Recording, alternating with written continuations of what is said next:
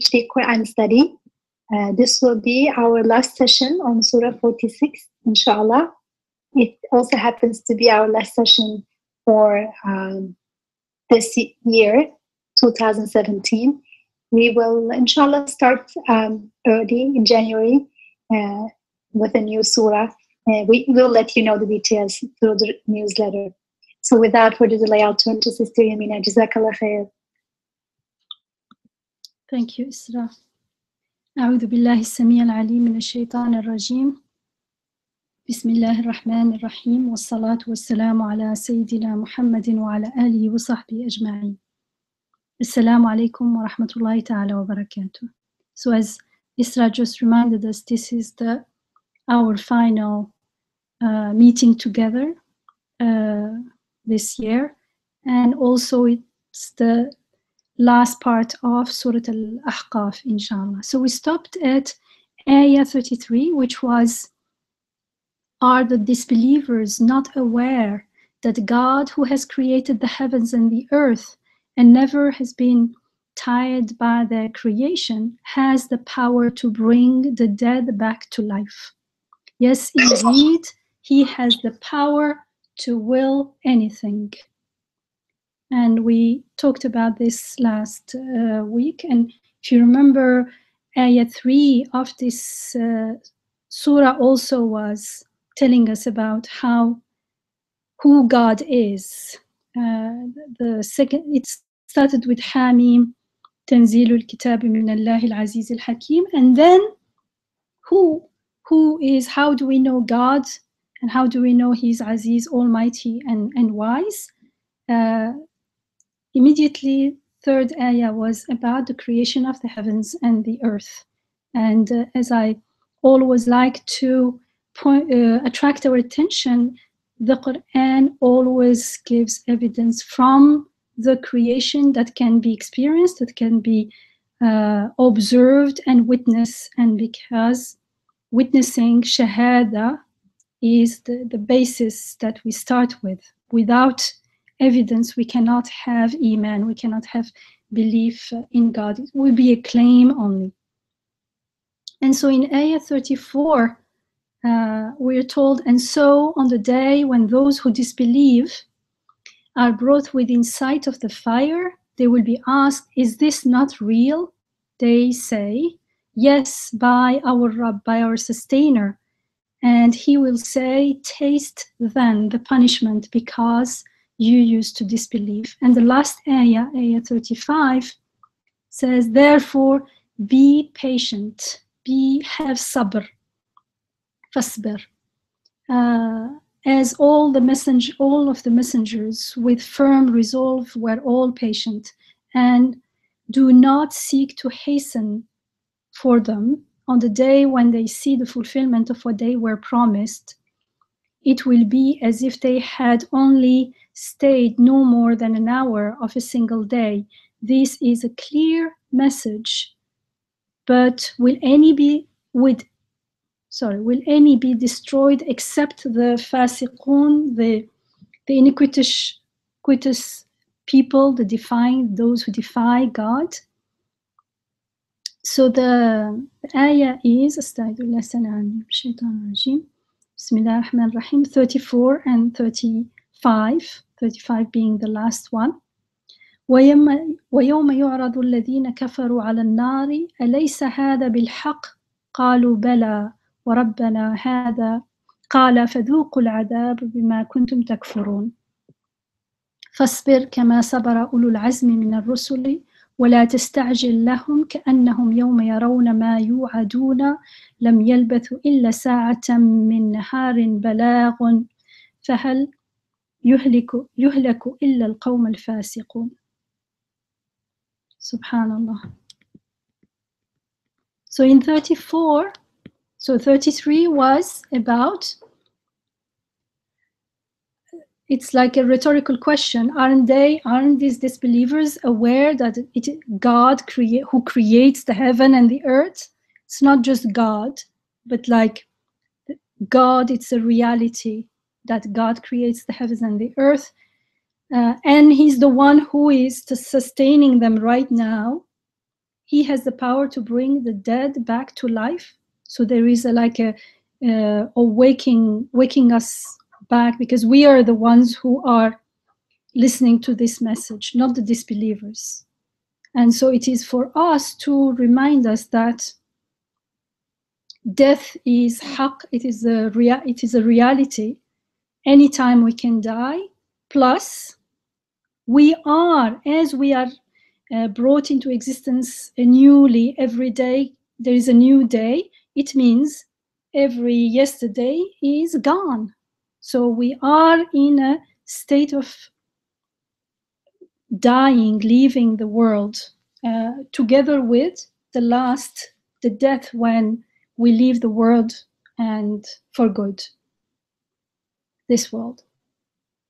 So we do have a kind of experience of this coming back to life every day, like our sleep is a mini small death. We are brought again and again. So we can use it as a means to reflect on the meaning and reality of death, and therefore reality of life as well. Life being transient and passing, impermanent, and therefore pointing to an eternal world, because it's coming from somewhere and going somewhere. And so in ayah 33, it ends with, indeed, إِنَّهُ عَلَى كُلِّ شَيْءٍ قَدِيرٌ. God has the power to will anything. And this is very important. In 34, we are told, and on the day when those who disbelieve, sometimes you will see that the translations would be on the day when the disbelievers, but the Arabic is الَّذِينَ كَفَرُوا. And this is important because it's not a category we put out there. They are the disbelievers, I'm the believer here, which could be correct at some level, but it can be also misleading, because here, when the verb is used, it means what matters is not what I call myself, but what I am doing. And this doing is inner and outer. My belief is an inner doing.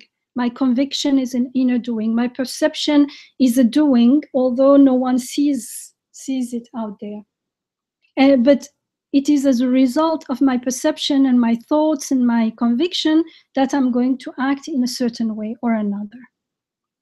So those who disbelieve, this is an action. They are taking action in a certain way. They are actively disbelieving. When they are brought within the sight of the fire, so they will be asked, is this not real? And they say, so their response will be, Bala wa Rabbana. Yes, by our Rabb. They don't say, Wallahi. They say, Rabbana, our Rabb. So the disbeliever, remember, they used to disbelieve in Rububiyyah. Even if they did not deny God, they didn't make any effort, or they didn't feel the need to know God as their Rabb. Or even if they knew about it, they did not live with that belief. They did not live as Ibadallah. They did not live as someone who has a sustainer. And remember, in Surah Yusuf, in ayah 106, Surah Yusuf is Surah 12, we were told, وَمَا يُؤْمِنُ أَكْثَرُهُمْ بِاللَّهِ إِلَّا وَهُمْ مُشْرِكُونَ. Most people, do not believe in God without shirk, without ascribing partners to God, because they never stop and reflect about who truly God is. They do not deny God. Yes, surely everything seems to be created orderly, harmoniously, with purpose. So there is no reason to deny it.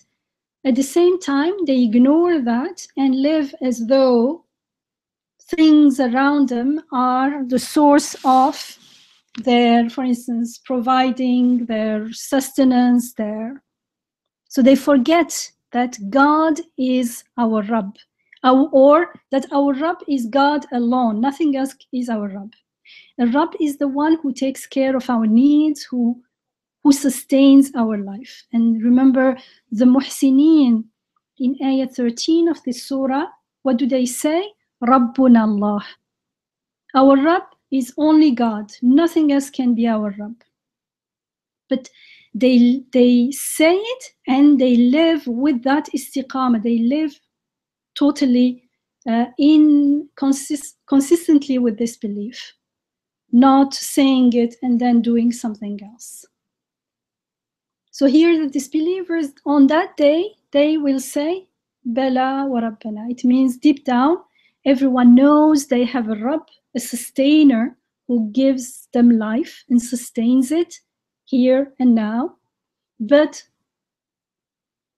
they do not keep it in mind in this world. And on that day, they acknowledge it, but acknowledging the reality on that day will be too late. It won't help. That's why we are being warned in this surah particularly, since we are reading this surah, we are warned with these messengers, with this ayat, right now that hellfire is a reality. They say, when they see the fire, they say, isn't it this haqq, isn't it the truth, the reality? They say yes. But we need to confirm this and acknowledge it right now. That's why the ayah is talking to us, speaking to us now. That's why the message of the Quran, the guidance is guidance, and it is rahmah, it is mercy, and it is wisdom. When we listen to it and act on it right now, because on that day it will be too late. On that day, everyone will see the reality as it is. No one will make excuses anymore, because everyone will be, it will be clear that we're only, when we make excuses, we're only deluded ourselves and no one else. So this, remember these people, we were told earlier, they rejected the messengers. Why did they reject the messengers? Because they would not accept guidance from God. Actually, they're rejecting the messengers because they want to reject the message. And why do they reject the message? I mean, it's guidance, we need it. No, but of course they are not aware how much we need it, how much this guidance is precious, how much it is valuable. We cannot find our true purpose in life and our true destination without it. It's like our GPS in life. So because they are not aware of it, because they never paused and reflected about its importance. And why don't they stop and reflect? Because deep down, we know that if we stop and listen, we will have to give up something. And that something is our own desires, our own wishes, that part of us that wants to live irresponsibly without thinking about anything. And so they wanted to live as they wished, we were told. They were arrogant and deluded. The word in Arabic for arrogant has both meaning.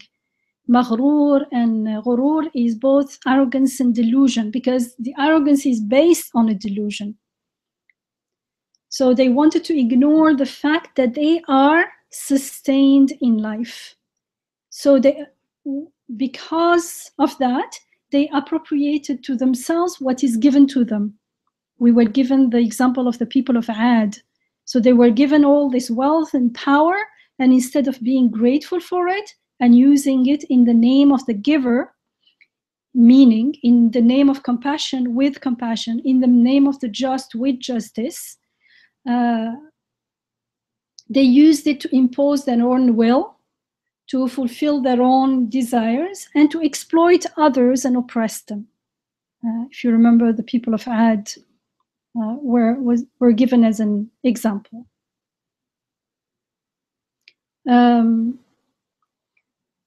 So here they are reminded of that truth that was the truth of the message that was brought to them in this life. And here in this world, if you remember, they told the messengers, oh, these are all stories, we don't believe them, this is old things and delusions. But when they see the fire on the day of judgment, and we can take it as there is a small indication in this, most people, when they are in crisis, when there is something like imminent, like an earthquake, something, a storm in the sea or something, as we are told in the Quran, they will ask help from God, even if they're not believers. And as soon as that is over, most people will go back to their old ways. It means deep down, people know there is a power, there is a source of life, and they seek help from that one, whoever he is, because they don't know him yet. So they know. And that's why in Surah Al-Mulk, which is Surah 67, we're told, again, a description of the disbelievers when they come in sight of the hell, fire. So they say, its keepers, the keepers of hell, will ask every group that is thrown in it, has no warner ever come to you? They will reply, yes, a warner did indeed come to us, but we did not believe. We said, God has revealed nothing, but you are in delusion. And they will add, if only we had listened or used our reason. Because remember that there was no reasoning. The reasoning was totally foolish in this surah, Surah al-Ahqaf, when they say, if it was the truth, if it were the truth, we would have believed it before you. Like, what kind of logic is this? As if I am the point of reference of the truth. Whatever I believe is the truth. If you believe in something different from me, it can't be the truth, because otherwise I would be believing it. And this is something that most people practice without realizing. That's why usually people don't like different cultures, different religions, different thoughts, different ways of lives without questioning, just because, not because they say, oh, it is not haqq because of this and that. No, if it's not like mine, it must be wrong. Subhanallah. According to what? According to, I am the best. Whatever I follow is always the best. And so we talked about that. So here is saying, if only we had listened or used our reason, we would not be with the inhabitants of the fire. Thus they will confess their sins away with the inhabitants of the fire. But behold, for those who stand in awe of God, although he is beyond the reach of their perception, there is forgiveness and a great reward. Whether you keep your words secret or state them openly, he knows the content of every heart. And this is important. وَأَسِرُّ قَوْلَكُمْ وَاجْهَرُوا بِهِ إِنَّهُ عَلِيمٌ بِذَاتِ الصُّدُورِ, which means we cannot keep any secret from God. So it's not like we can pretend to be believers but do something else. We will be only deceiving ourselves. So from these verses we understand, first, that the people know, everyone knows deep down the truth. At least we know there is a power above us that is in control of everything. This is before listening to to divine guidance, to revelation. So we know that there is something in control. There is a source of life beyond everyone and everything. And it is up to each one of us to want to know that one, to want to learn what we are doing, why were we brought up to this world, what are we doing here? So we can either pursue those fitri, those questions and curiosity, and it's almost like we're urged to find the answers, because otherwise life becomes meaningless and we can't stand it. So it's not only an intellectual pursuit, but it's also a heart. We remain dissatisfied whatever we do if we don't know the purpose of our life. And so if we follow that fitri urge, we will feel the need for revelation, and then when we find it, we will be able to confirm it and to appreciate it. Or because we were given freedom, we can also choose to ignore that need within us, and therefore ignore the messengers and the messages. And this, in this surah, they're called disbelievers, but we could be calling ourselves Muslims, we could be calling ourselves believers and doing this without realizing. I could be not denying anything, but at the same time not confirming anything. And the confirming has many degrees. I can confirm it at an intellectual level. It makes sense. Yes, it's beautiful. It's correct and right. But then I also have to confirm it by living it. The guidance is there to be followed and lived. So everyone with integrity would want to actually know the true purpose of life and how to live our life in accordance with that purpose. Because the alternative is so vain, life becomes meaningless and nothing is worth, because everything is passing, because death is haqq. It is the truth. So nothing will be worth it. So if we do not seek guidance, then we are deceiving ourselves, because there is nothing to gain there. All what we think we gain, whatever we work for, however hard we work for, even if we succeed, at the end, everything just, it's like a wind comes and blows the dry leaves, as we are told in the Quran. Nothing is left in our hands. So the next ayah of this surah start with sabr. فَاصْبِرْ كَمَا صَبَرَ أُولُو الْعَزْمِ مِنَ الرُّسُلِ. Therefore, so this asbir, I'm saying patient, but actually it's like the word muhsin. It's not easy to translate it, because sabr is not patience only, although it does include patience. So I'm going to say, therefore, be patient, but actually it's therefore have sabr, or practice sabr, as all the messengers with firm resolve were also patient. They also practice sabr. And do not seek to hasten it. And it, from the context before, we understand is the punishment, the doom for the disbelievers, for them, on the day when they see the fulfillment of what they were promised. The Arabic is promised, but it's in the sense of warned. It's a warning. It will be as if they had only stayed no more than an hour of a single day. This is a clear message, a balagh. But will any be destroyed except the iniquitous people? So I'll come back to sabr, inshallah, because it's so important. Azm here, ulul azm. Azm means determination, resolution, firm intention, firm will. And some mufassir said ulul azm refer to 5 particular messengers, and they refer to 2 ayats in the Quran. And in those ayats, the messengers that are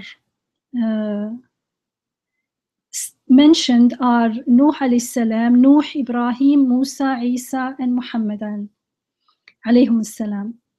However, I mean, these 5 messengers, surely they are ulul azm, they are the messengers who had strong will and resolution and perseverance in fulfilling their divine mission of bringing the message and living it.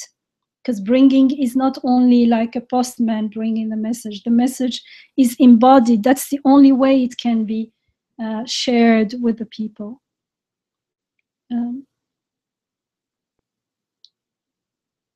But there is no indication that the other messengers are not included, and so other mufassirs said all of them, all the messengers of God are ulul al-azm. So whatever, in any case, it is about having strong will and resolution and perseverance. In Tafsir al-Qurtubi, for instance, he says that Ibn Abbas said, كل الرسل كانوا أولي العزم. All the messengers of God were أولي العزم. Wallahu a'lam.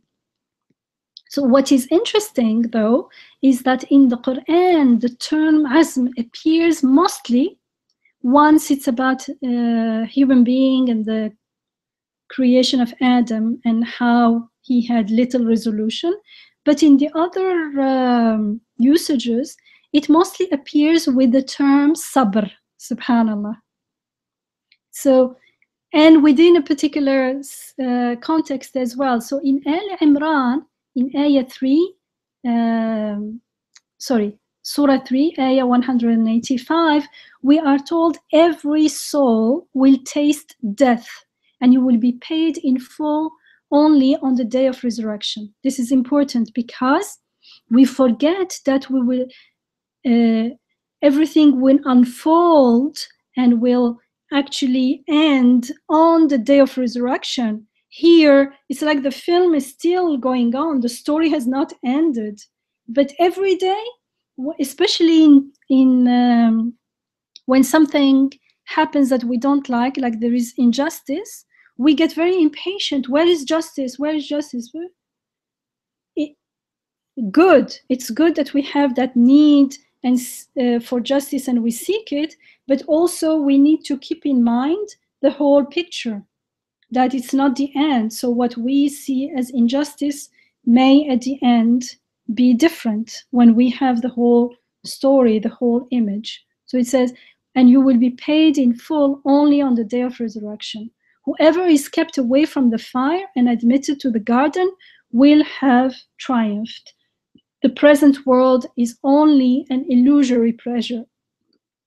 And in Ayah 186, the next ayah, we're told, you are sure to be tested through your possessions and persons. You are sure to hear much that is hurtful from those who were given the book before you and those who associate partners with God, the mushrikun. But if you remain patient, if you remained with sabr, in Arabic it's a verb, وَإِن تَصْبِرُوا وَتَتَّقُوا, and remain patient and mindful of God, that is something to set one's heart upon. فَإِنَّ ذَلِكَ مِنْ عَزْمِ الْأُمُورِ. So this is azm, like it is something, it is the best course, but it is something that needs resolution, that needs firm intention. It's not something easy. You have to remain, to be mindful and to be patient in order to fulfill this state of being. So here in these two ayats, we're told, it starts with telling us that death is inescapable. Remember that. Al-mawtu haqqun, as we are told in the Quran, and as the Prophet ﷺ used to remind the companions. They said that there was not a meeting with the Prophet ﷺ when he would not remind us that al-mawtu haqqun, that death is the reality. And it means anytime I can die, from one aspect. From another aspect, even if I'm going to die in 20 years, that day, only that day will end. 20 years will not end all on that day. 20 years is ending as time passes. Because we have this illusion as one day I will die. True, but not all my life will end on that day. death is coming here. Inna lillahi wa inna ilayhi raji'un. We belong to God alone, and we are in a state of returning to Him. So the fact that death is inescapable is going to change the way we perceive life and the way we plan our life and the way we prioritize things. And right after, the world is transient. And if it is transient, anything, it is only an illusory pleasure, because the true pleasure is the pleasure of the heart, the pleasure of the soul, of the ruh, that seeks the wajh Allah, that seeks akhirah, that seeks eternity. Anything else, it just comes and ends. Whether, if you think about it, if you lived in this world 30 years, whether 30 or 40 or 50 or 60, does it make much difference? It seems like a dream, or like, oh, you don't even know whether it was I lived it or I thought, imagined it, or when it's over, it's over. And whether, however long it is still short. So the aspect of life that looks to transience is very short, almost non-existence. But there is that other aspect that looks to akhirah, and that therefore looks to akhirah because it looks to the divine names, it looks to the creator, it looks to God, it reflects wajh Allah, the God's countenance, and it reflects the divine names. That aspect looks to eternity, looks to akhirah. And that aspect is what we need to seek, because that's the only aspect that truly satisfies the heart. Only by remembering God will the human heart find satisfaction. Anything else is just an illusory pleasure. It's so passing and so impermanent that there's nothing to hold on. So the world is impermanent. So we do, meaning that do not think that akhirah is far away, because when we forget that the world is impermanent, it seems that akhirah is far away. No, akhirah is very, very close. Actually, if we stop and reflect, akhirah is right here and now. We started half an hour ago, and now it's not here. So akhirah is much closer than what we think. The more we are aware of the floating, fleeting moment, the more we become aware of the reality of akhirah. And then it becomes easy to be mindful of God and have that steadfastness, that sabr. In Surah Luqman, which we did study together, which is Surah 31, in Ayah 16 to 18, we are told, so Luqman is, alayhi salam, is talking to his son, "O my dear son, truly, if there be but the weight of a mustard seed, and though it be hidden in a rock, or in the skies, or in the earth, God will bring it to light. For behold, God is unfathomable in his wisdom, all aware." Again, it's like, do not try to hide anything, everything. He is aware of everything. Carries on, "O my dear son, be constant in prayer, and enjoin what is right, and forbid what is wrong, and bear in patience. وَاصْبِرْ عَلَى مَا أَصَابَكَ, whatever that may befall you. That is indeed something to set one's heart upon." Again, إِنَّ ذَلِكَ مِنْ عَزْمِ الْأُمُورِ. This azm is important. "And turn not your cheek away from people in false pride, and do not walk haughtily on earth, for behold, God does not love anyone who, out of self-conceit, acts in a boastful manner." So here, again, God knows everything. There is no way we can hide anything from him. So accordingly, be constant in prayer, do good, enjoin good, forbid what's wrong, and persevere, bear in patience, and with resolution, with azm.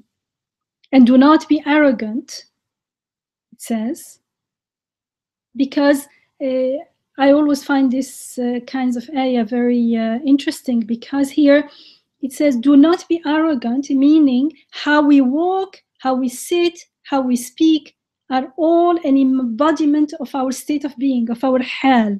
So if I am arrogant, I will act accordingly, I will speak accordingly, I will sit accordingly.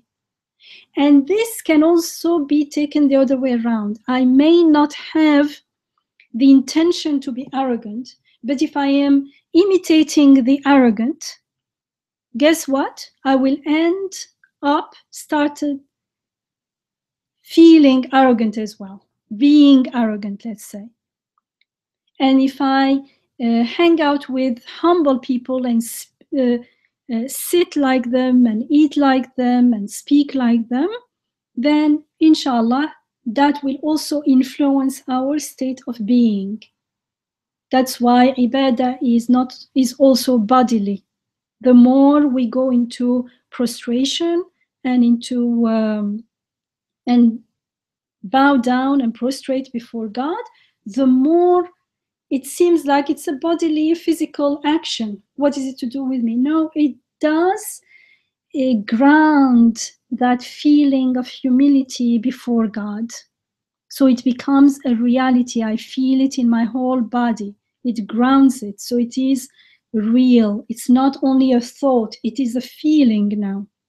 It is a state of being. In Surah Al-Shura, Surah 42, in Ayah 42 and 43, we are told that there is cause to act against those who oppress people and transgress in the land against all justice. They will have an agonizing torment. So whether in this world, but mostly and definitely in Akhirah, in the hereafter, all oppressors and transgressors will be punished, inshallah. Though if a person is patient, again here sabr, and forgives, that is indeed inna dhalika lamin azmi al-umur, something to set one's heart upon. So patience against oppression plus forgiveness. And the patience against forgiveness in this Surah Al-Shura is because they are oppressors. However, it says they will have an agonizing torment. They will be punished. So keep in mind that they will be punished in Akhirah. When we keep this in mind, then it becomes easier to be patient and easier to forgive. So this means when there is sabr, even if the situation requires taking action, like here, there is oppression and injustice, and it says, who oppress, and you may need, there is cause to act against those who oppress. However, when we keep in mind akhirah, and therefore when we act with sabr and forgiveness, then when we take action, we will take it in justice and compassion. So we won't become like our oppressors and aggressors. Because if there is no sabr, it's easy to fall into anger and seek retaliation. And without realizing, some people, it's easy to fall back into the same pattern as the oppressor, maybe retaliate. They were cruel, I will be cruel as well. So although it is true that the one who starts the oppression is more wrong, the muhsin does not want to fall into wrong at all. He started first, so he he's more wrong, as we say in Arabic, وَالْأَبْدَأُ أَظْلَمُ وَالْبَادِئُ أَظْلَمُ, sorry. Yes, but like, we don't want to be oppressors. So because the muhsins, they trust that God is in control in this world, there will be justice and these people will be punished in the next world. So they can be more patient, even if they have the opportunity to, as it says here, there is cause to act against those who oppress.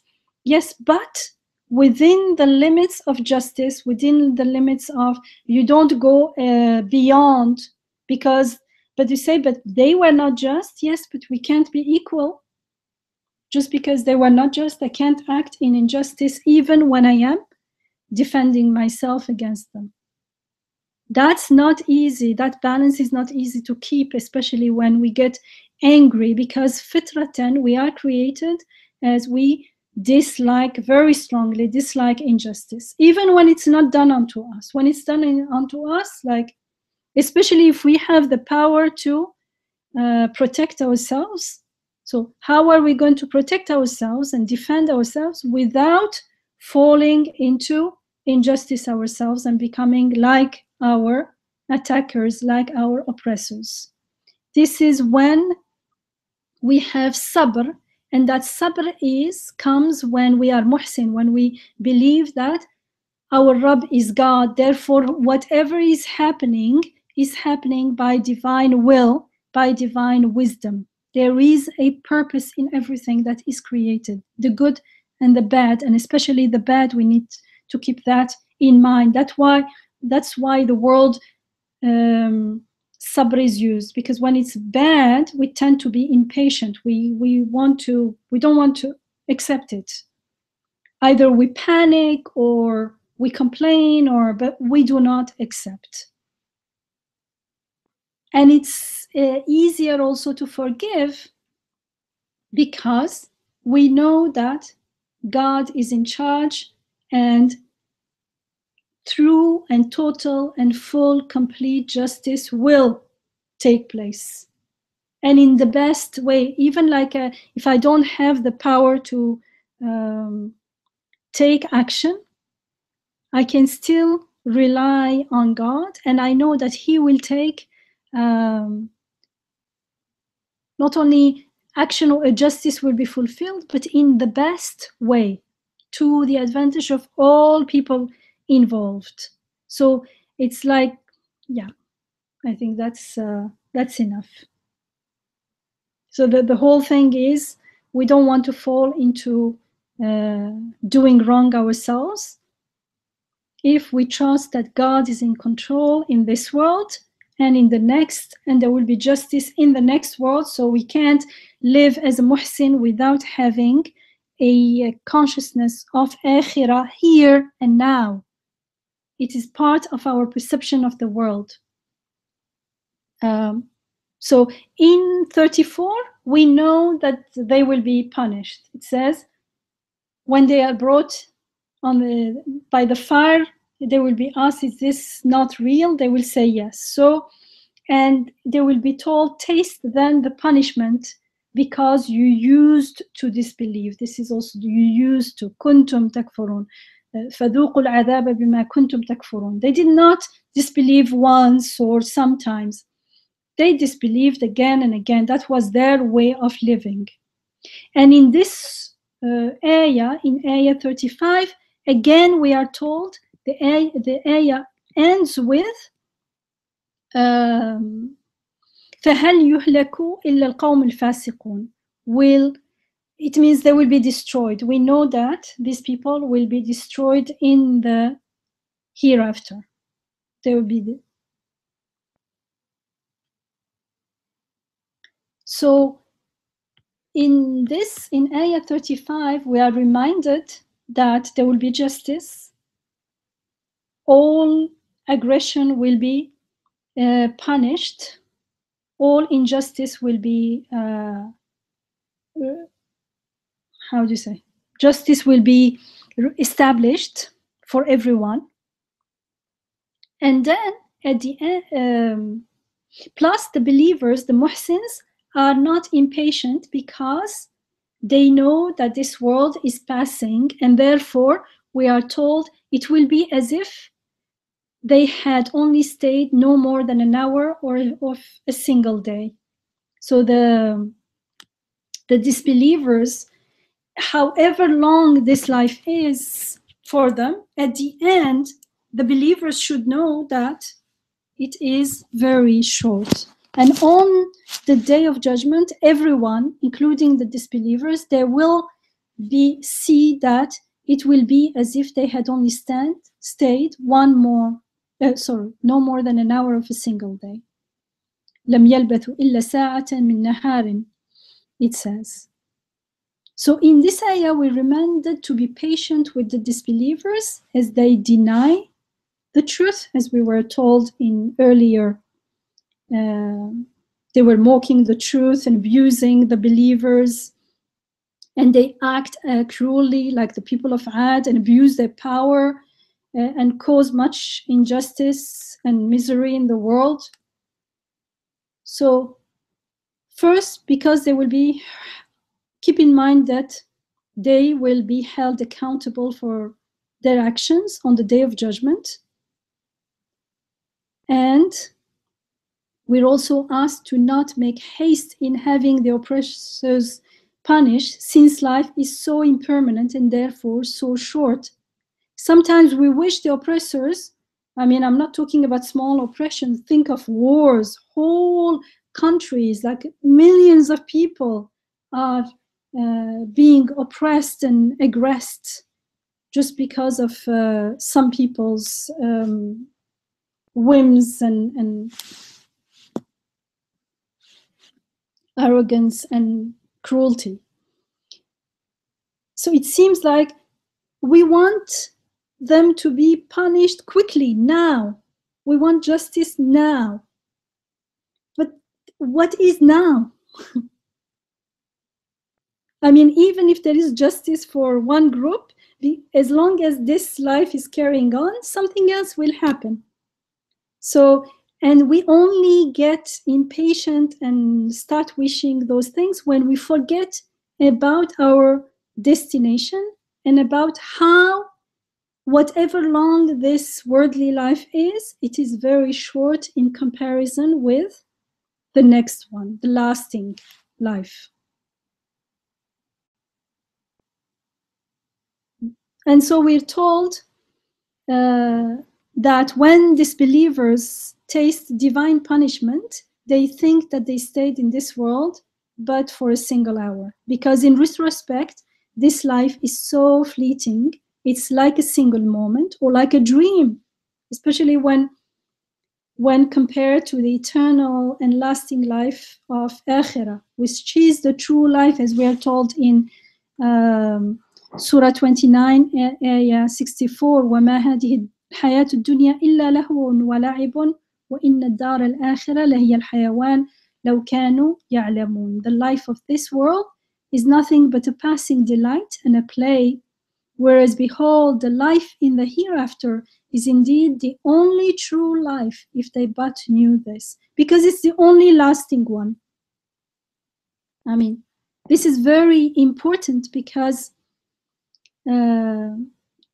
it's to keep in mind that's the only way we can have truly sabr, when we know that this life is only a fleeting, passing now. Actually, it's not even short, it's only now. Yesterday is not here, and tomorrow is not here. Last hour is not here, and an hour later is still not here. Actually, there is only the now. And if we could stay in the now, which is surrender, accept what is created now, that's the only way we can stay in the now. Stay connected with who we are as abd, meaning being at awe of how we are being sustained, and therefore seeking God's countenance, wajh Allah. We can only seek it in the now and observe it and making mushahada and witnessing, making shahada then we are grounded in the now, and then life, we will realize how fleeting and passing life is. So it doesn't mean that we won't be pained by injustice, but it won't destabilize us. It won't make us go crazy and become like the oppressor. We will still stay grounded in that stand of acting only in the name of God, in the name of justice, in the name of compassion. It will be easier to forgive because we know that in the end, God will take care of everything in the best way. Because sometimes I may, when we don't forgive, I may be angry at something, and maybe I'm mistaken. Maybe I did not get the whole picture. So I personally prefer to forgive because it's safer, because I may be misunderstanding things. And if when I forgive, there is part of what that say, does it mean that I'm condoning what happened? No, I am not. I'm just forgiving. God knows, and he knows everything. Don't worry. Like, it's not like something will be hidden from him. And he is in charge. He has the power over everything. He knows everything. He is all compassionate. He's just. So alhamdulillah, it becomes easier to trust him. And so here the term sabr here says fasbir. It is a command actually. Therefore, practice sabr. Be someone with sabr. Be patient. The word is repeated in the Quran many times, which also is an indication to how important it is. It is from the root sabara, and sabara means to shackle, to harness, to refrain, to abstain, to renounce, to be forbearing, patient, to endure, to bear calmly, patiently. So sabr is patience and forbearance and composure and equanimity and self-possession and steadfastness, firmness, self-control, perseverance, endurance. All these meanings are in this world. So that's why I said it's like ihsan. It's not an easy word to translate into English. And that's why in the it's used in different with different connotations in different ayats in the Quran, and that's why there are traditions about sabr being of many kinds or having many aspects. Like Imam Nursi says, it has many aspects. So, for instance, we're told in the Quran that Allahu yuhibbu sabirin. God loves those who practice sabr. And we're told also God is with the sabirin, is with those who practice sabr. So it's an important quality of the believer, of the muhsin who lives in the presence of God. There is an ayah in Surah Al-Baqarah, ayah 153, when it says, "O you who have believed, seek help in steadfast patience and prayer, for behold, God is with those who are steadfast and patient. Ya ayyuhalladhina amanu ista'inu bis-sabri was-salat, inna Allaha ma'as sabirin." And in his tafsir of this ayah, Imam Sa'id Nursi, he also notes that sabr is threefold, which is in line with the tradition. So he says the first is to patiently persevere in refraining from sin. This is not only Imam Nursi, it's like known. There are other older traditions. So just to understand that refraining, to refrain, to abstain is also a meaning included in the meaning of sabara. So to refrain from sin is also sabr. And he says this patience is taqwa. It is part of, you can have taqwa without have sabr. And there is an ayah in the Quran, well, it's the end of an ayah in Surah Yusuf, for instance, there are many. إِنَّهُ مَنِ يَتَّقِي وَيَصْبِرْ فَإِنَّ اللَّهَ لَا يُضِيعُ أَجْرَ الْمُحْسِنِينَ. It's ayah 90 of Surah Yusuf, Surah 12.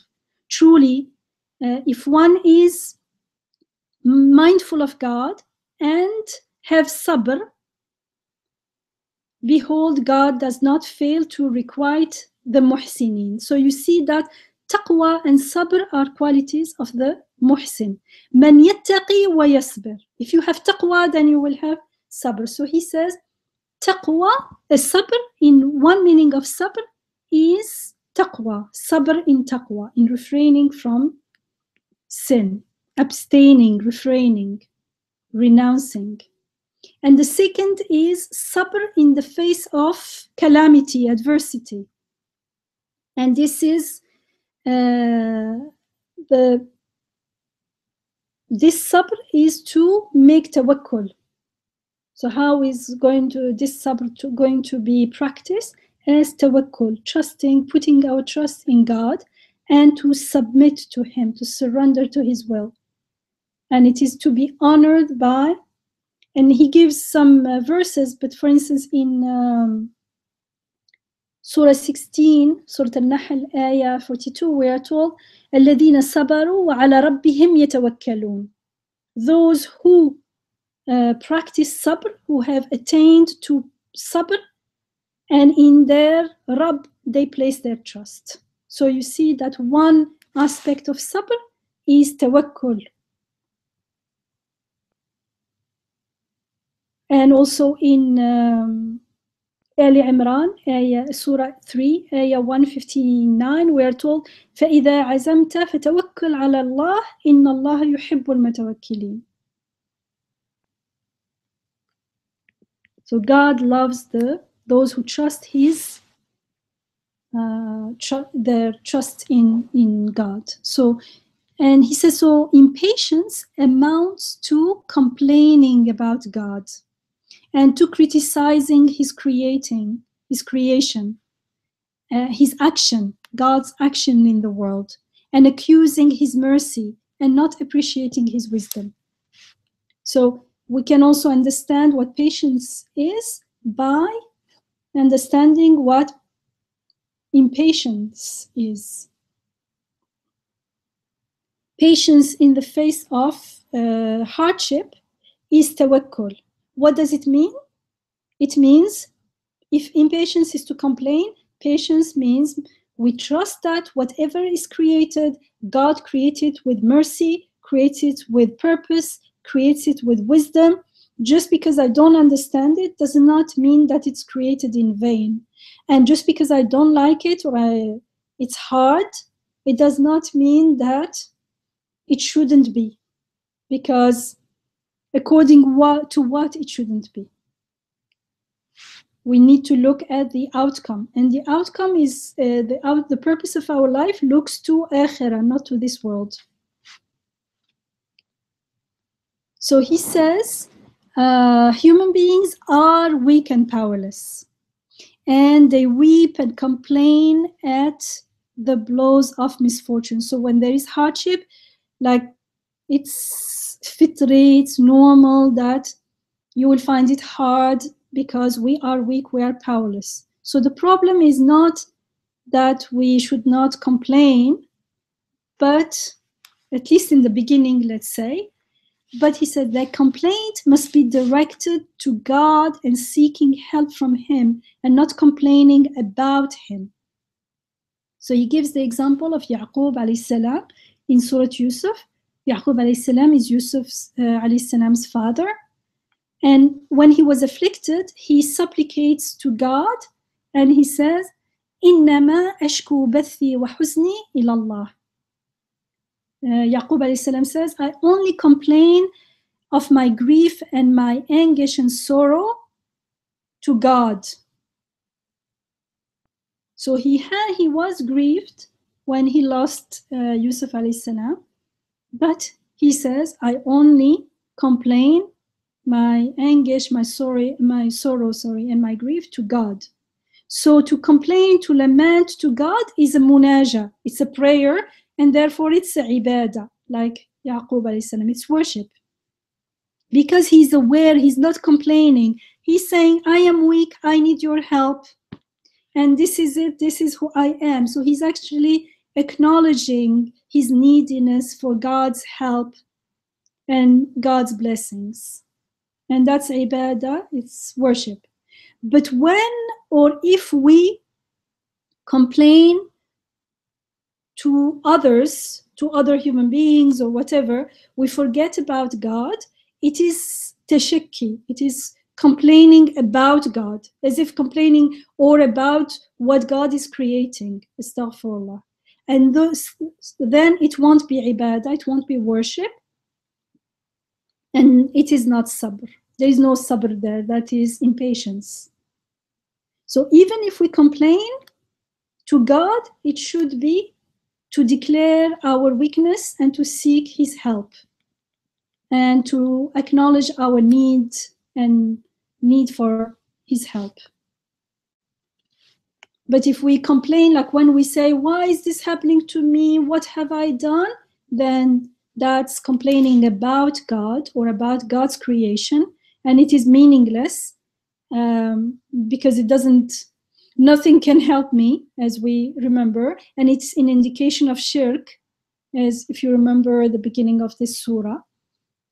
And it indicates a lack of knowing who God is as our Rabb with his beautiful names. And it betrays a lack of rida, lack of contentment and acceptance of what God creates, and a lack of tawakkul, of trusting God, and therefore in what he creates. And that's why it is better to learn to minimize and ultimately, inshallah, eliminate this complaining.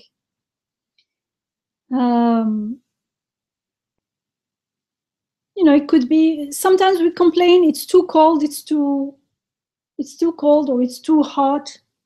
We have to stop those things, and we have to learn to stop complaining on a day-to-day level in small things, so that when something, a big calamity befalls us, we can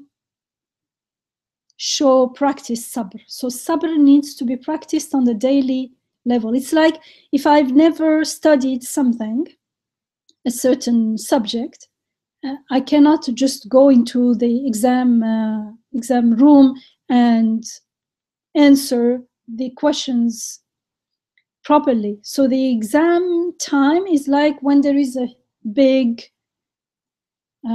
calamity. So I need to practice sabr every day. For instance, sometimes we can complain about small things, like I said, like the weather. It's too hot, it's too cold. If some people just complain, it's their way of doing, they will complain about everything.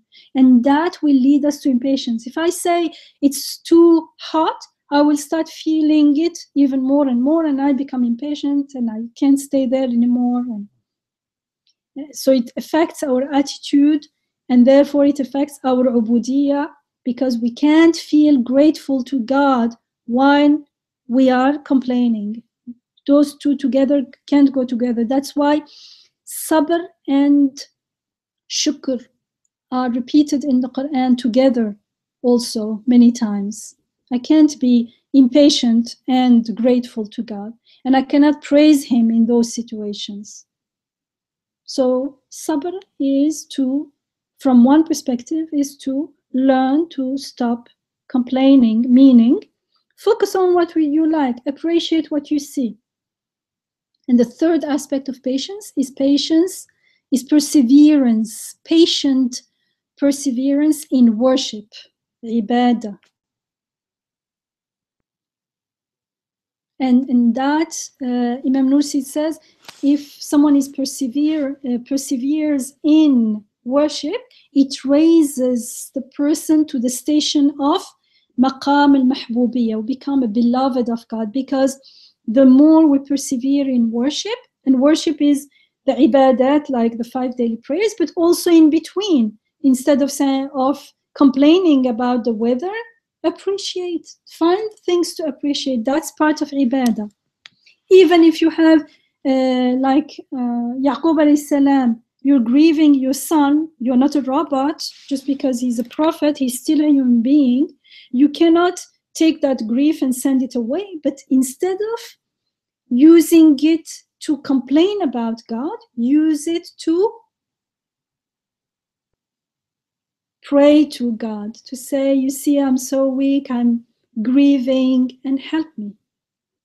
So it's an acknowledgement, an acceptance of the situation, which is ibadah again. So this ibadah, when we practice sabr this way, we are more grateful, we are more prayerful, and we recognize our Rabb more, we recognize how we are being sustained as abd more, and so we're more likely to love God.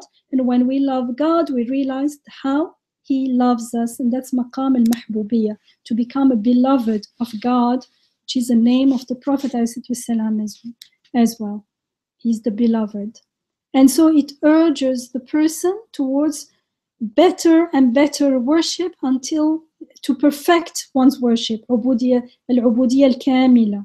So the word, because the worship is not, perfection is not only in the outward physical, for instance, if it's prayer, but it's also in being in that presence, in being in that state of, in the presence of God during the prayer more longer, in being present, in being in that state of being grateful, in that state of being, when you're prostrating, you're not only prostrating with your body, but with all your being, recognizing that I have nothing, everything is a gift from God, acknowledging God's adama, or God's mightiness, and things like that. So there are degrees in worship, and this is also a kind of sabr. So, and we have sabr, so at the end, all these 3 aspects of sabr, we have them to the extent that we know God as our Rabb, together with His beautiful names, which means that we believe, and we believe in qadr, which is that everything is created with purpose, with wisdom, with mercy, with compassion, add all, with justice, all the names of God, and meaning also that nothing is created in vain. And we believe this, we know God, and therefore we believe in qadar, and we act accordingly. In the Quran, we're told in Surah Al-Hijr, Surah 15, Ayah 21, no single thing exists that does not have its source with us, and we sent everything in accordance with qadr, with a measure well defined. Nothing is happening haphazardly, just like that. وَإِن مِّن شَيْءٍ إِلَّا عِندَنَا خَزَائِنُهُ وَمَا نُنَزِّلُهُ إِلَّا بِقَدَرٍ مَعْلُومٍ. That qadr. And in Surah Al-Qamar, Surah 54, Ayah 49, we're told, إِنَّا كُلَّ شَيْءٍ خَلَقْنَاهُ بِقَدَرٍ. Behold, everything, we have created everything in due measure and proportion. Nothing is created just, it happened to me, it befell me. No, whatever befalls you is meant. Even because qadar has 2 aspects. One aspect is beyond our control, and one aspect is within our control, either as a result of our recklessness or laziness or something, or we can do something about it. So in any case, nothing is happening haphazardly.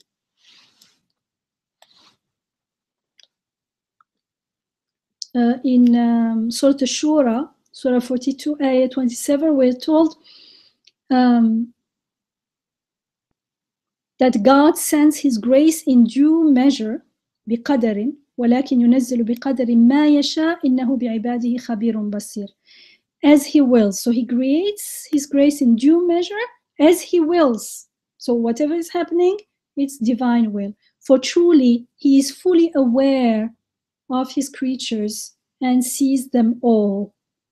Actually, it's بعباده, of His ibad, and sees them all.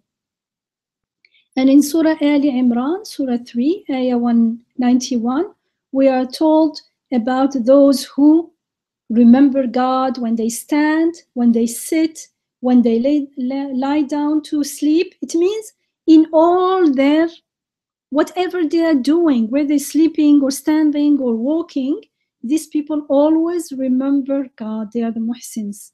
And they reflect on the creation, on the process. The Arabic khalq is an ing. It's the process of creation. It's not was created, finished. It's something still ongoing. And they reflect, so they remember God. How they remember God? Because they reflect on the process of the creation of the heavens and the earth. And what do they say? رَبَّنَا مَا خَلَقْتَ هَذَا بَاطِلًا سُبْحَانَكَ فَقِنَا عَذَابَ النَّارِ. O our Rabb, our Sustainer, you have not created any of this without meaning and purpose. Limitless you are in your glory, Subhanaka. They make tasbih because they realize that everything is making tasbih. Everything is indicating, is an ayah indicating that everything is created with purpose and wisdom. And therefore, when they witness that in the creation, they remember God and they also participate in that tasbih and they say, Subhanaka. You are above any meaninglessness, anything that doesn't make sense that we can imagine when we don't reflect on the process of creation, when we don't look, when we don't think. Subhanallah. So, and we are also repeatedly asked in the Quran to have sabr. And sabr, we can only practice it when we are aware of this. And especially in ayah 35 of this surah, two things are important. In the face of injustice, in the face of the abuse of disbelievers, remember that there will be justice, they will be held accountable, and it feels like, oh, in the hereafter, very far ahead. No, he says, that's your own illusion. The muhsin won't feel that way, because this world is passing, and on that day you will see, and we don't have to wait for that day, because right now, just stop, pause, and look at your past. How many years you lived, whether it's 10 or 50. Does it make a difference? It's all gone.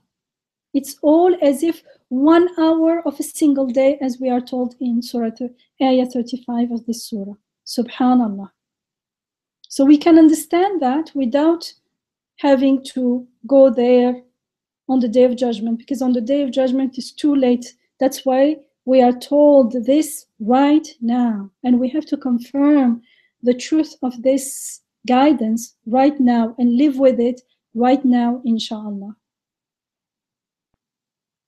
And so that's why we are repeatedly in the Quran asked to have sabr, like in Ali Imran, which is Surah 3, Ayah 200, we are told, Ya ayyuhalladhina amanu, O you who believe, isbiru wa sabiru, like have sabr and vie in sabr with one another. وَرَابِطُوا وَاتَّقُوا اللَّهَ لَعَلَّكُمْ تُفْلِحُونَ. And be always mindful of God so that you might prosper and attain to a happy state. Subhanallah. So remember, this surah was, we said in the very beginning, the Hamim's surahs are for protection.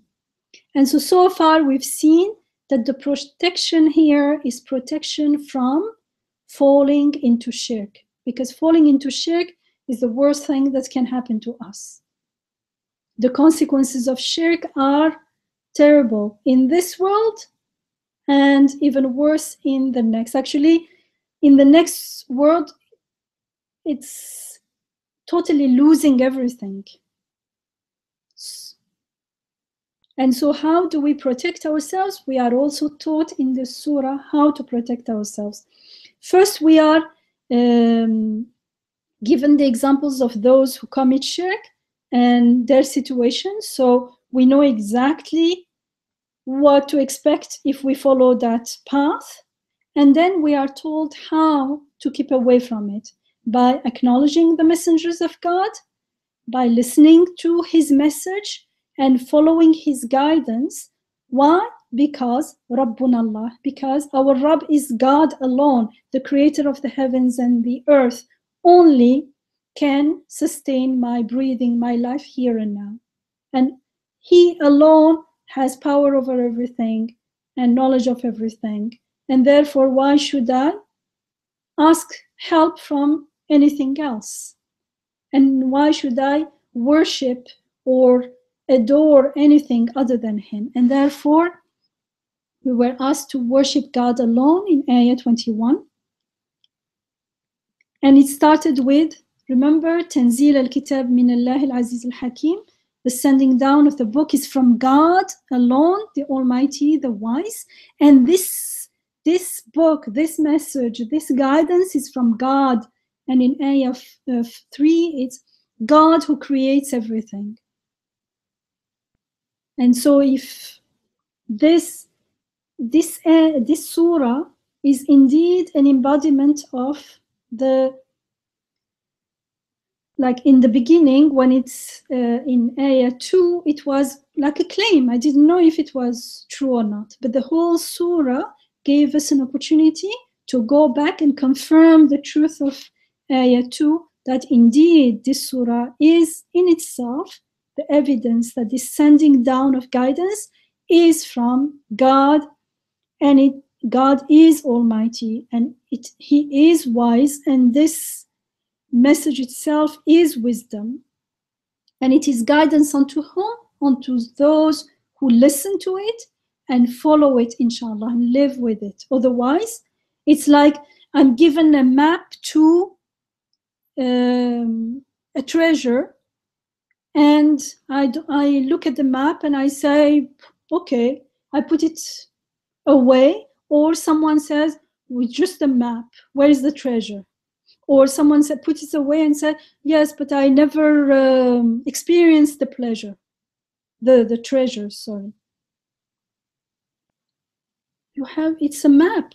You have the guidance of the Quran is like a map. It tells us what to do. We have to follow it. We have to go and practice it. And it is to the extent that we practice it that we will, inshallah, find the treasure of the divine names, inshallah, within and without, within ourselves and within the creation as a whole. And so since it is so important to remain steadfast in following this precious divine guidance, because without it we are lost. Lost meaning that we lose our eternal future in Akhirah. So the words I'm using are beyond, cannot truly describe how crucial the issue is. And so this divine guidance is truly, truly precious. And so we need to remain steadfast in following it and in bowing down to God alone and seeking help from God alone, because nothing else can help us in this world. And in Akhirah, if we waste our life seeking other means, in Akhirah it will be too late. And so we need to focus here and now, focus on our final destination. And that focus, we need to keep the istiqama, the destination clear. And that's why the surah ends with asbir, like practice sabr and be steadfast persevere in the right path. And we are given the reasons to remain steadfast. The world is transient and passing. It can't be the bedrock or the foundation of life. We can build our life on something that is, you can't build anything on something that's moving. It's moving faster than water. It's more like air, but we want to build the foundation of our life on it. Astaghfirullah. And we cannot remain steadfast without taking akhirah into account. Akhirah, and therefore including the day of judgment into account. There is accountability and there is an eternal life. So when we lose sight of the whole picture, it's very easy to become impatient. Actually, there is no reason not to be impatient, especially in the face of injustice, and panic in the face of the smallest problem. Those panic attacks and everything is all because we have not learned to practice sabr. So it's something that we learn, but it's something also, in order to start learning, something that we need to choose and decide and intend in, inshallah. Subhanallah. And the next surah, Surah 47, starts again. It is like a continuation, like most surahs. They are all related to each other in a beautiful way. The next surah is surah called Surah Muhammad alayhi salatu wassalam. So it starts with ayah 1, 2, and 3. As for those who deny the truth and on barring others from the path of God, all their deeds he will let go to waste. Whereas those who believe and do righteous deeds and have come to believe in what has been sent to Muhammad والسلام, for it is the truth from their Rabb, they shall attain to God's grace. He will efface their bad deeds and will set their hearts at rest. This is because they who deny the truth pursue falsehood, whereas those who believe pursue the truth from their Rabb. In this way, God set forth unto people their parables, which means كَذَلِكَ يَضْرِبُ اللَّهُ لِلنَّاسِ أَمْثَالَهُم, which means He sets the parables of their true states of being. Subhanallah. So the next surah carries on and explains what's going on with these two group of people. But for the moment, we end with fasbir, be patient, practice sabr. And this sabr is, as we said, it has at least 3 aspects, which is the first, patience in refraining from bad, from sin, taqwa. It means we don't want things that will harm us. First is taking that stand and persevere in that stand. And the second is patience in the face of adversity, tawakkul.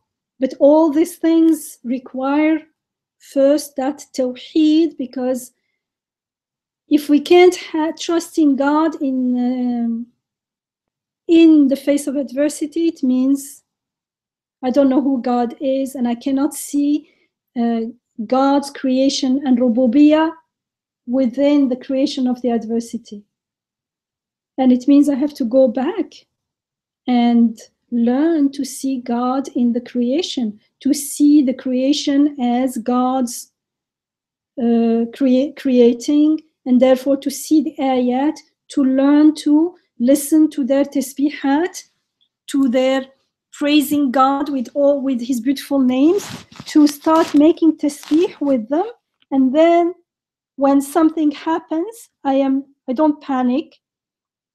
I can trust that this is from God, and that is again another way of sabr with tawakkul. So the first sabr is taqwa, refraining from sin, and then tawakkul, and then it is sabr in ibadah, persevering. And ibadah here is not only the daily the worships, but also ibadah, everything being worship. Remember, the second one was not complaining about how do I know I am in sabr.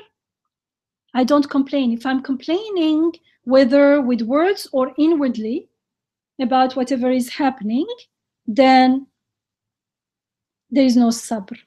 But you say, but I do feel grief. No, it's not about that, as the example was given to us of Yaqub alayhi salam. He accepts the grieving and he takes it as an opportunity to turn to God and ask his help. So that becomes ibadah. So it's not about becoming robots, that we have no grieving, no anxieties, no fears. It's how we use them. We use them to go back to God because we know, we perceive them as ayat, as reminders that remind us of God, or we misperceive them as disconnected from God, and therefore we start complaining about the situation. When there is complaint, when there is tashakki, there is no sabr, there is no worship.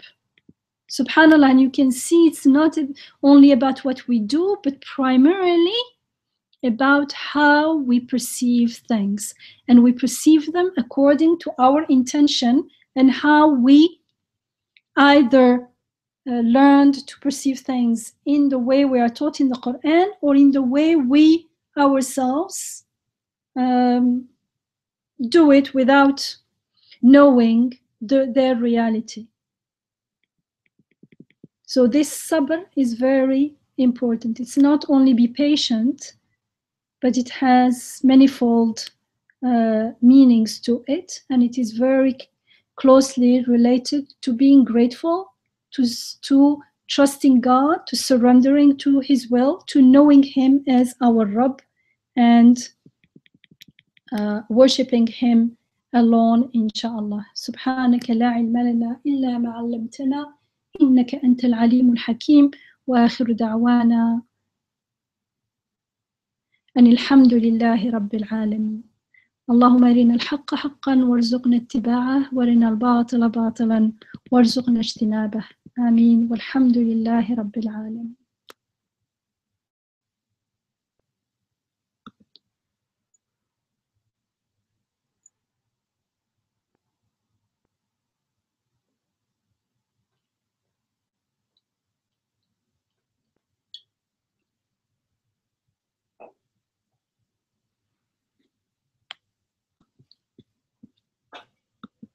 If you have any questions or comments, inshallah.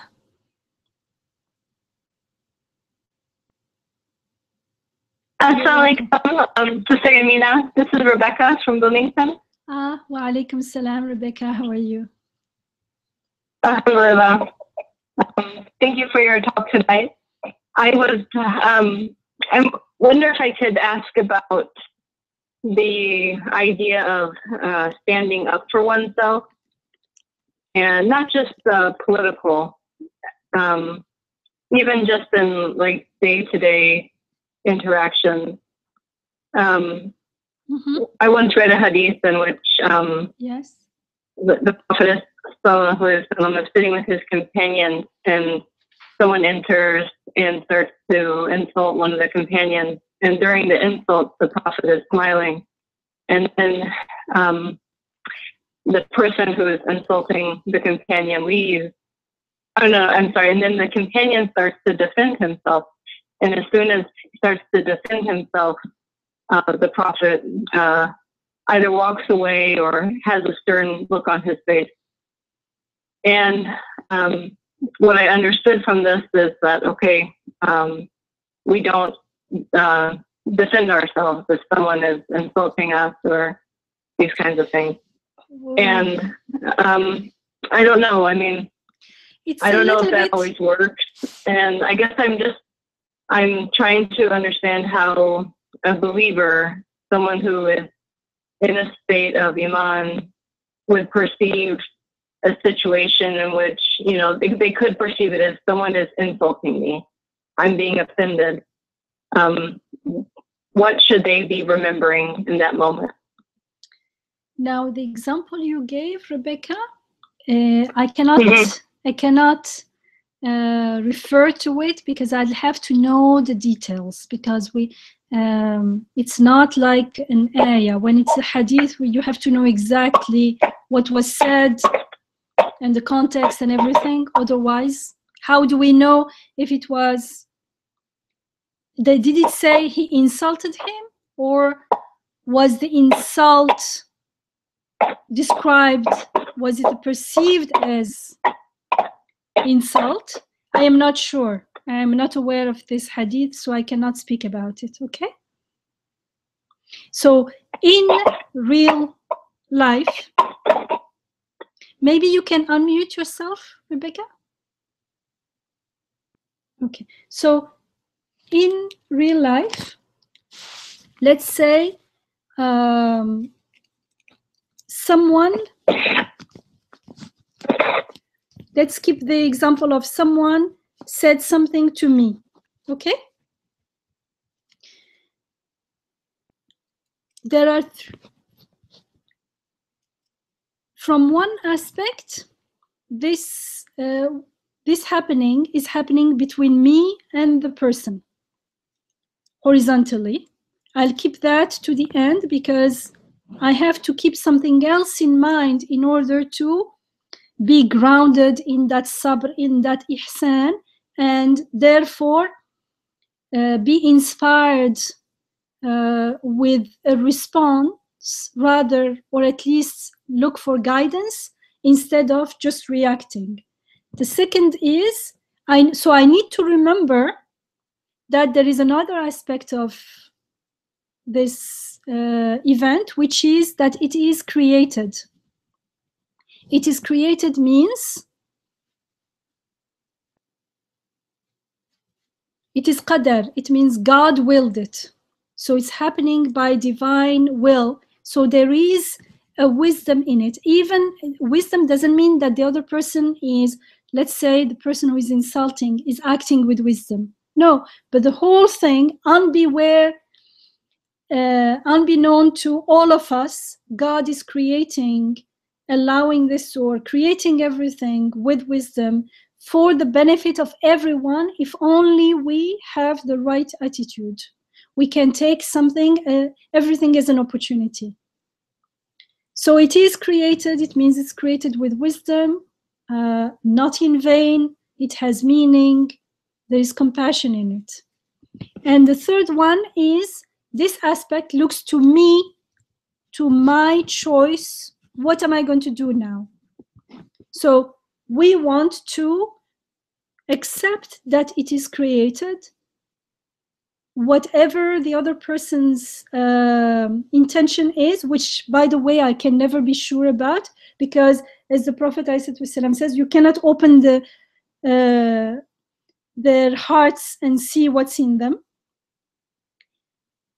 So regardless of the intention of the other person, what is created with wisdom, and it is an opportunity for me. It is not against me, but for me to grow. It's not in my way. Yeah, it's there for me to use.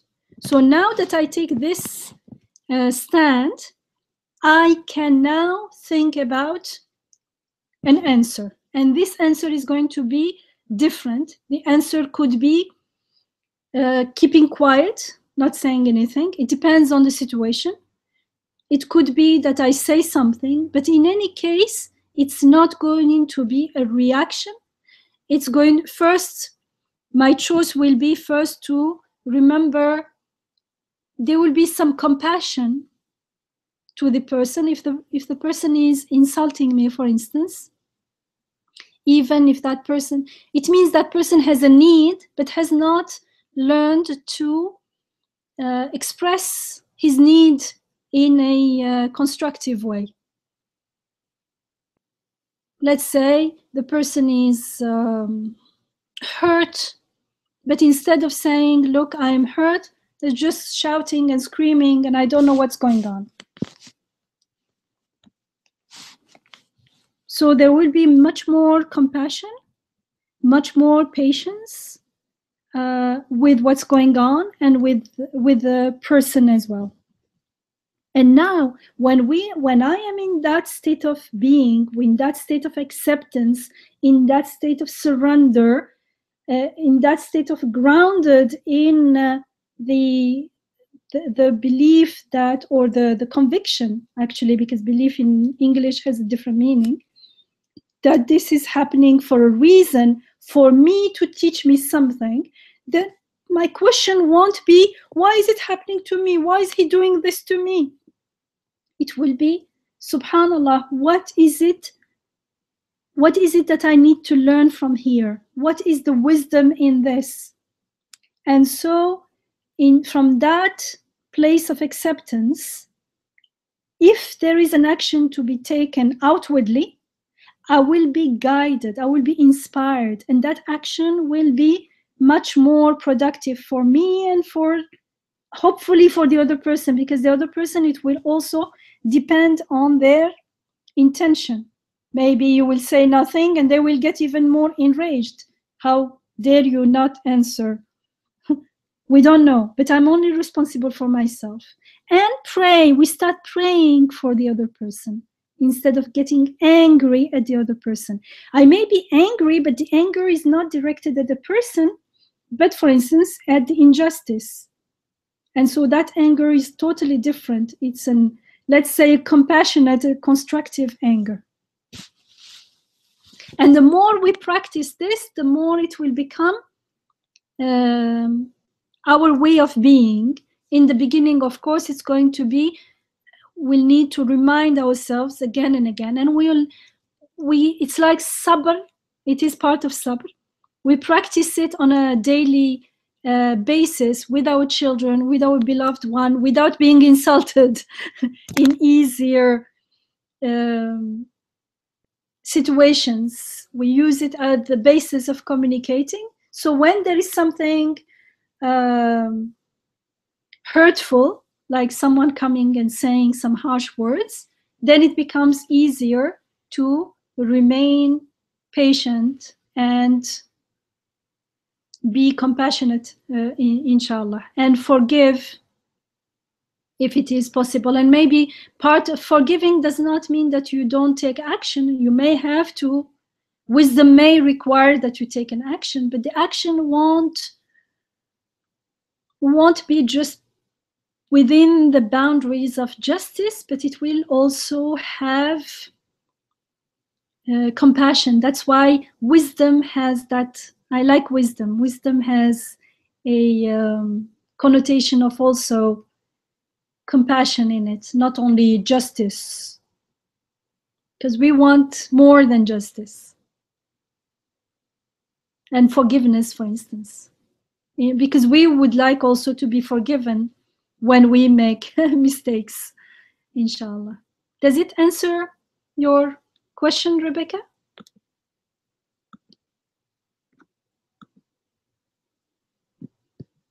Rebecca, you're muted, by the way. Okay, I'm sorry. I was sorry, it took me a moment to unmute. Yes, that did answer my question. Thank you. It was really helpful how you gave me steps to follow.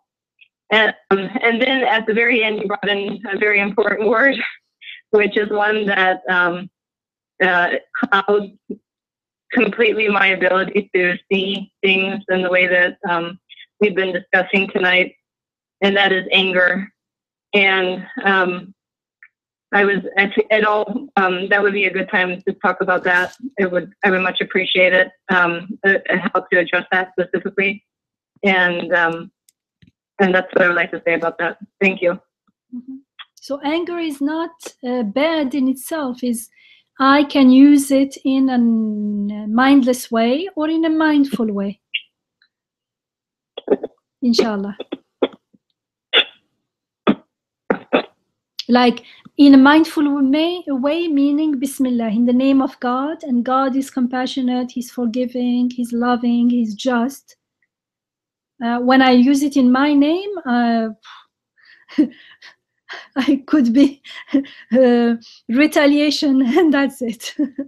And sometimes when angry, we want to retaliate, not only retaliate, but like you caused me something, you can't get it back, right? If you hurt me, let's say if someone hit me and I'm bruised, you can never, so you get so enraged, even if you hit the person, it won't be justice, because it will never take the hurt from me.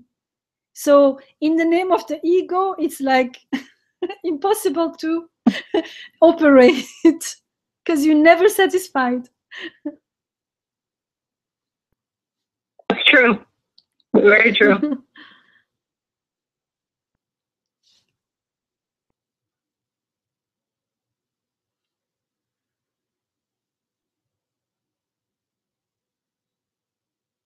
Thank you for the question, and thank you for the answer. We as the audience also have benefited from this conversation. And, are there any comments, questions at this time?